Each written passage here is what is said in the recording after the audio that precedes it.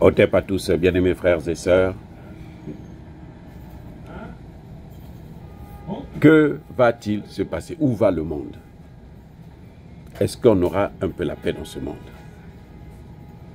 Est-ce que les intérêts des uns doivent toujours susciter le massacre des autres? Parce que nous, on veut être les plus grands, on veut dominer, on veut coloniser, on massacre. Nous avons vu que c'était d'abord la Palestine. La Palestine est écrasée, hein? Écrasée. Là-bas, maintenant, chaque jour, on compte seulement les gens qui sont envoyés au repos éternel. Chaque jour. Parce qu'on continue encore à taper et puis on occupe le terrain. On envoie des gens occuper là-bas. Installez-vous. Tout ça. C'est horrible. Après ça, on est allé au Liban. Au Liban, ce qui s'est passé, c'est que les Libanais eux-mêmes ont vendu, ont trahi leur défenseur, celui qui se battait pour eux, Nasser, le patron du Hezbollah. On l'a... Parce que eux-mêmes, ils ont donné les informations.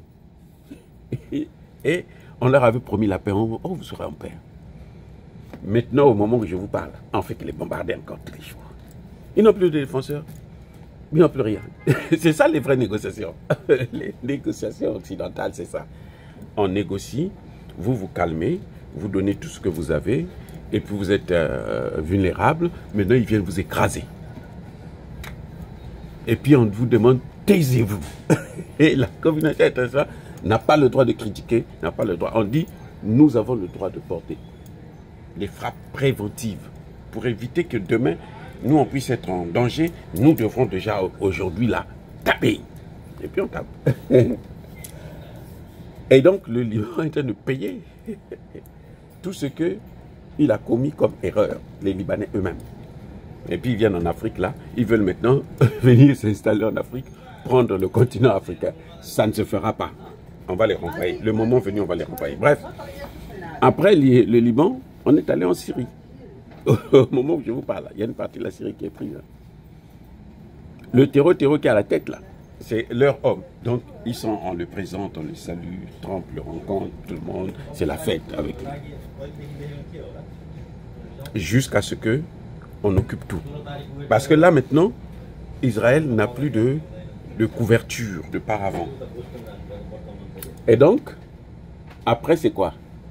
Maintenant, c'est le tour de qui? Le tour de l'Iran. Quand ils vont frapper, ils vont affaiblir l'Iran. Son armée est affaiblie. Vous savez quoi? Ils vont aller aussi en Arabie Saoudite. Les amis, ils sont déjà en Irak. C'est-à-dire que c'est un processus de domination, d'occupation, d'hégémonie. C'est ce que nous voyons là. Et ça, c'est l'œuvre de l'oncle Sam. L'oncle Sam veut dominer le monde. Cela signifie qu'on n'est pas encore sorti du projet du mondialiste. C'est quand on entend, ça c'est le mondialisme qui est en train de venir.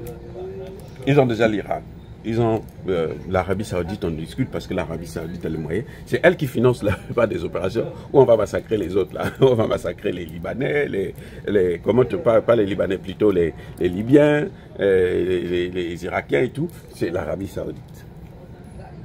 Mais leur tour arrivera. Parce qu'ils ne peuvent pas être forts. S'ils sont forts, ben, ils vont, un jour, eux, ils vont combattre le même État, le fils de l'oncle Sam. Oui.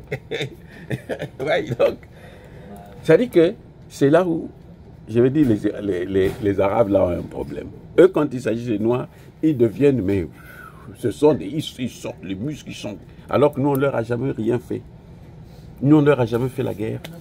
Vous voyez comment l'Algérie est en train de nous menacer, en train de nuire, déstabiliser le Mali, l'Algérie.